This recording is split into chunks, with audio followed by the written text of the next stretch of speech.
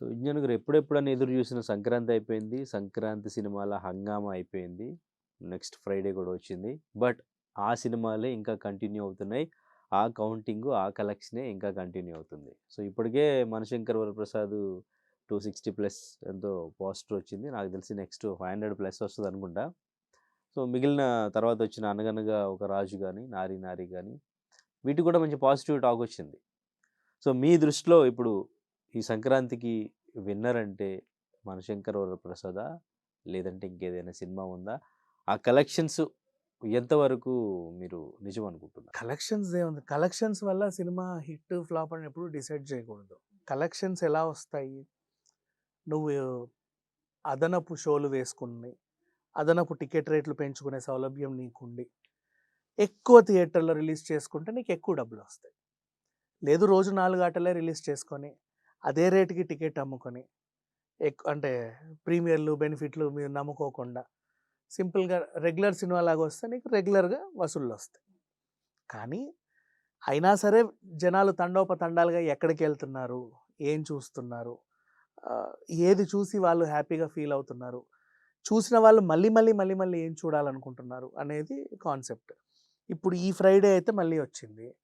నాకు తెలిసి పెద్ద సినిమాలేం రిలీజ్ లేవు. అంటే ఎక్కువగా ప్రమోషన్స్ చేసుకొని మేమొస్తున్నాం అని చెప్పుకున్నట్లయితే ఎవరు లేరు. సంక్రాంతి సినిమాలకే కలిసొచ్చింది. అయితే ఏ సినిమాకి థియేటర్లు పెంచుతారో అది సక్సెస్ అయినట్టు. ఫస్ట్ రిలీజ్ రోజు ఏంటంటే కాంపిటీషన్‌లో ఆహ్, ఎవరి వెయిటేజ్‌కి తగ్గట్టు వాళ్ళకి టికెట్లు దొరుకుతాయి. ఎవరి రెప్యుటేషన్‌కి తగ్గట్టు. అది దొరికిన తర్వాత మౌత్ టాక్ వల్ల వీళ్ళు ఇప్పుడు 600లో రిలీజ్ చేసుకున్నాం అనుకో, 800కి పెరిగి 1000 స్క్రీన్‌లకి స్క్రీన్స్ పెంచుకుంటూ వెళ్తా ఉంటే ఆ సినిమాలో ఏదో విషయం ఉందని అర్థం. ఇప్పుడు నాకు తెలిసింది స్క్రీన్స్ బాగా పెంచిన సినిమాలు 2 ఉన్నాయి. 'అనగనగా ఒక రాజు' అండ్ 'నారి నారి నడుమురారి'. దీంట్లో యాక్చువల్‌గా 'అనగనగా ఒక రాజు' అనేదేంటంటే చాలా కష్టంతో కూడినటువంటి subject. Why? Because one liners అప్పటికప్పుడు పంచులు సిట్యుయేషన్ తగ్గట్టు వెళ్తూ ఆద్యంతం నవ్విస్తా ఉండడం అనేది ఇట్స్ నాట్ ఏ జోక్.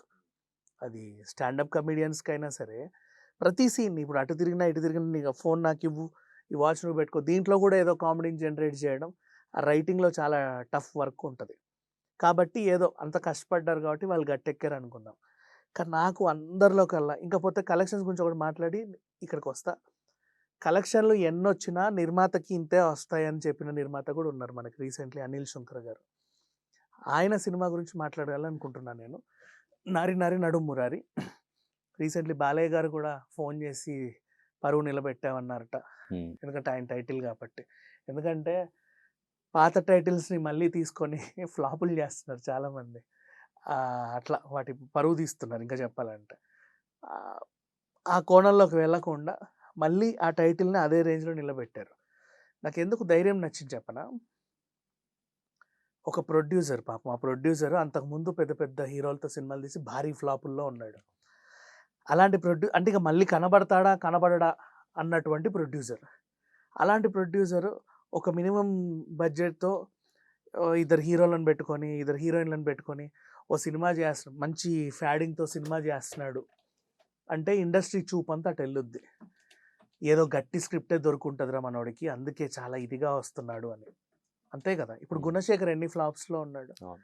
రీసెంట్‌గా 'ఉఫోరియా' అని ఏదో టైటిల్ రిలీజ్ చేస్తే అందరికి అరే! ఏదో గట్టి నమ్మకం ఉండే వస్తున్నాడు అని అనుకుంటాం గదా! అట్లాగే ఈయన గూడా. సరే ఏంటి సార్ అంత గట్టి నమ్మకం మీ టైటిల్ ఏం పెట్టారు అంటే 'నారి నారి నడుమురారి'. అందరూ గూడా అదేంటిది హెచ్చరించారు. భయపెట్టారు హ్మ్. ఆయన్ని. సార్ టైటిల్‌లోనే స్టోరీ అర్థమవుతుంది. అసలు టైటిల్‌లో స్టోరీ అవును. అర్థమైపోయింది గదా! హ్మ్. ఇక నువ్వు టీజరు, ట్రైలరు, గ్లిమ్స్ నువ్వు ఏం పెట్టాల్సిన అవసరంలా. ఎవరు సార్ మీ హీరోలు? వీళ్ళిద్దరు, వీళ్ళు హీరో. ఓకే. ఓకే. టైటిల్ ఇదా? హ్మ్. ఓహో! ఇలా తిరుగుద్దేమో. అయిపోయింది. స్టోరీ మొత్తం టైటిల్‌లో తెలిసిపోయినా కూడా ఆయన సినిమా చేస్తున్నాడు. అప్పటికి అందరూ గూడా భయపడ్డారు. ఈయనకేమైంది? ఆల్రెడీ అంత మునిగి ఉన్నాడు. ఏదైనా కొత్త సబ్జెక్ట్ ఎంచుకోవచ్చుగా. వింతది హ్మ్. తీసుకోవచ్చు కదా! అండ్ 'శర్వాక్' కూడా ఫ్లాప్స్ మొత్తం. ఆ! అబ్బాయికి ఫ్లాపులు హ్మ్. ఇవన్నీ ఉండంగా ఇదేంటి ఎందుకింత రిస్క్ చేస్తున్నారు అని అందరూ అనుకున్నాం. నెక్స్ట్ సరే పోతే రిస్క్ చేస్తే చేసావులే. ఏదో నమ్మావు నువ్వు, ఆ డైరెక్టర్ ఏదో బాగా తీస్తాడు అనుకున్నాం, బాగానే తీస్తున్నాడు. ఎప్పుడు సార్ మీరు రిలీజ్ అని అడిగితే సంక్రాంతికి. అసలు ఏంటి నీ ధైర్యం చెప్పు. నీ టైటిలే నీకు పెద్ద మైనస్, కథ అర్థమయ్యే టైటిల్, అందులోనూ వరుస ఫ్లాపుల్లో కూరుకుపోయిన హీరోని అండ్ ఏదో ఎంచుకున్నావు, భారీ ఎత్తున ఖర్చు పెడుతున్నావు, మళ్ళీ ఖర్చు కనబడుతుంది అక్కడ, బోల్డ్ అన్ని ఫైనాన్సులు తెచ్చుకుంటున్నావు, సినిమా నిలబెట్టాలనుకుంటున్నావు, బాగా ప్రమోషన్స్ చేస్తున్నావు. మరి సంక్రాంతికి ఎందుకయ్యా వచ్చేవి? ఏదో సింగిల్ రిలీజ్ పెట్టుకుంటే కనీసం ₹4 వెనకేసుకుంటావు కదా. సంక్రాంతికి అంత పెద్ద పెద్ద పెద్ద స్టార్లు ఉన్నారు, మధ్యలో నిన్ను ఎక్కడ ఇరుకుతావు చెప్పు నువ్వు? ఎందుకులే రిస్క్ అన్న వాళ్ళు ఉన్నారు. నో, నేను సంక్రాంతికే వస్తా, ఇదే కథతో వస్తా. సరేదా వచ్చావు, ఏముందంటే తెలిసిన స్టోరీయే, తెలిసిన కథే, కాలేజ్ డేస్లో లవ్, పెళ్ళి, ఆ అమ్మాయి మళ్ళీ రిటర్న్ రావడం. లాస్ట్ సంక్రాంతికి వస్తున్నాం కూడా అదేగా చూసాం. ఇప్పుడు రవితేజ సినిమా కూడా అంతే కదా, అనుకోకుండా స్పెయిన్కి వెళ్ళి ఇంకో అమ్మాయిని తీసుకురావడం, వాళ్ళిద్దరి మధ్య నలగడం. తెలిసిన కాన్సెప్టే, తెలిసిన కథే, కానీ నువ్వు చూపించిన విధానం ఉంది చూడు, అది ఆ డైరెక్టర్ కానీ, ఆ ప్రొడ్యూసర్ కానీ, ఆ హీరో కానీ నమ్మకం నిలబెట్టింది. చూసిన వాళ్ళు మళ్ళీ చూస్తున్నారు. నీకు తెలుసు సినిమా ఎలా ఉంటుందో, నెక్స్ట్ ఏం జరుగుద్దో తెలుసు. క్లైమాక్స్ కూడా ప్రిడిక్టబుల్ క్లైమాక్స్. ఈవెన్ దో కూర్చోబెట్టిందా లేదా లాస్ట్ వరకు కూర్చోబెట్టింది. హ్యాపీగా నవ్వుకున్నారు, హ్యాపీగా ఎంజాయ్ చేశారు, కుటుంబంతో కలిసి అరే ఒక మంచి సినిమా చూసామన్న ఫీలింగ్ వచ్చింది. ఈవెన్ ఇంటర్వెల్లో కూడా మంచి సినిమాకి వచ్చినప్పుడు ఏం కొనడానికి కూడా చెయ్యి వెనకాడదు, హ్యాపీగా స్నాక్స్ కొని మంచి బిజినెస్, ఇంటర్నల్ ఎక్స్టర్నల్ మంచి బిజినెస్ అయింది. అండ్ ఇంకా నడుస్తూ ఉంది. వాళ్ళు 600 చిల్లరో 700 చిల్లరో థియేటర్లు వచ్చాయి పాపం ఆయనకు, అంతే. ఆ రిలీజ్ రోజు కూడా పాపం సాయంత్రం నుంచి రిలీజ్ చేసుకున్నారు. అన్నీ అయిపోయింది. అసలు సంక్రాంతికి లాస్ట్ వచ్చింది ఇదే.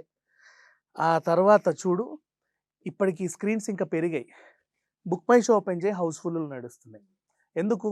చూసినోడు ఇంకొకటి చెప్తున్నాడు, అరే ఇది చూడు అని, సరదాగా వెళ్ళు అని. కావాలంటే మళ్ళీ వెళ్తున్నాడు ఇంకాసేపు కూర్చొని మళ్ళీ ఆహ్లాదంగా ఉండడానికి. ఇట్లాంటి సబ్జెక్ట్స్కి థియేటర్లో మంచి బిజినెస్ ఉంటుంది, ఓటీటీలో విపరీతంగా చూస్తూనే ఉంటారు, నెక్స్ట్ శాటిలైట్కి వచ్చినా మళ్ళీ చూస్తారు, నువ్వు వేరే వేరే లాంగ్వేజ్కి డబ్ చేసినా కూడా చూస్తారు, అర్థవంతంగా ఉంటాయి dialogues and all what ever.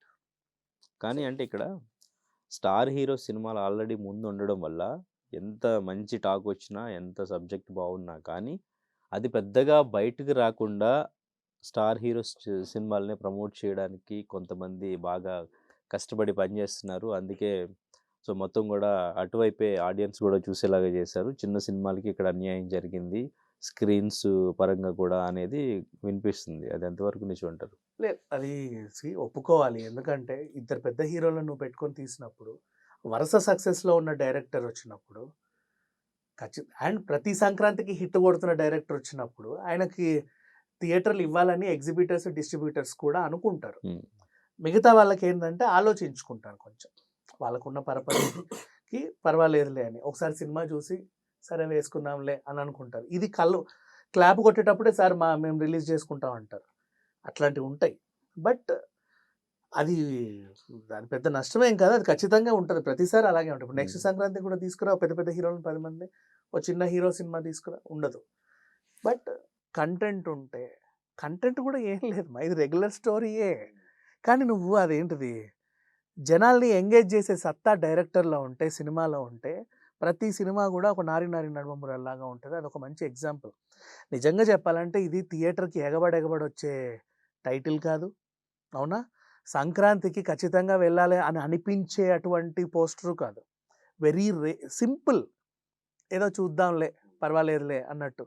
కానీ ఇదే చూడాలి, దీనికోసమే వెళ్ళాలి అని చెప్పి 10 మంది మాట్లాడుకుంటున్నారంటే ఇది ద బిగ్గెస్ట్ సక్సెస్ వీళ్ళకి.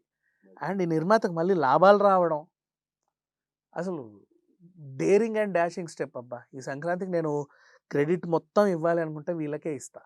నెక్స్ట్ తర్వాత సంక్రాంతి విన్నర్ మీ దృష్టిలో సంక్రాంతి విన్నర్ నారినారి నడుమ మురారే, ఎవరు ఒప్పుకున్నా కాకుండా. వై బికాజ్ టైటిల్లో కథ చెప్పి నిన్ను తీసుకొచ్చి ఎంటర్టైన్ చేసి మళ్ళీ రప్పిస్తున్నాడంటే అది ధైర్యంకి మెచ్చుకో. నెక్స్ట్ తర్వాత అనగనగా ఒక రాజు పాపం చాలా కష్టపడి 1 లైనర్స్ సినిమా అంతా రాసుకొని నేను ఎంటర్టైన్ చేశారు. వాళ్ళకి పెద్ద సబ్జెక్ట్ అక్కర్లా, చిన్న ఒక కాన్సెప్ట్ ఇస్తే దాన్ని మలుచుకొని నిన్ను లాస్ట్ వరకు ఎంగేజ్ చేయగలిగాలి. సో అది వాళ్ళ కష్టానికి మెచ్చుకోవాలి. నెక్స్ట్ రవితేజ రొటీన్గా కాకుండా విభిన్నంగా వచ్చాడు ఈసారి ఫ్యామిలీ సినిమాతో. రవితేజని ఏదో ఎలా చూద్దాం ఒక పోలీస్ ఆఫీసర్ లాగా అలా ఇలా చూద్దాం అనుకున్నాడు. చాలా సింపుల్గా అలా వచ్చాడు. అది కూడా చాలా బాగుంది, క్యూట్గా. లొకేషన్స్ ఎంత బాగున్నాయి తెలుసా. అప్పుడెప్పుడో సంతోషము అవన్నీ సినిమాలు చూసామా, అలా ఉంది. ఓకే. మంచి లొకేషన్స్ డీసెంట్గా. ఇకపోతే రాజాసాబ్ అంటావా, చాలామంది దాన్ని రక్కి పెట్టారు కానీ అంత ఇబ్బంది ఏం పెట్టలేదు నిజంగా చెప్పాలి అంటే. అదే కాకపోతే ఆ డైరెక్టర్ నేను బాగానే తీశాను మీకే చూడడం రాలేదు, మీకు అర్థం కాలేదు అంటే అదేదో అయింది. కానీ ఇట్స్ ఓకే. రాజాసాబ్ మరీ ఇబ్బంది పెట్టిన సినిమా అయితే కాదు. ఇక మనశంకర వరప్రసాద్ ఇద్దరు హీరోలు ఉన్నారు. రెగ్యులర్ సంక్రాంతికి వచ్చే రెగ్యులర్ డైరెక్టర్ కాబట్టి ఈ సంక్రాంతికి కూడా సినిమా ఖచ్చితంగా హిట్ అవుతుంది కాబట్టి అలా అయిపోయింది. కానీ దీనికి ఈసారి విన్నర్ మాత్రం నారి నారి నడుమ Murari. Okay, right, thank you.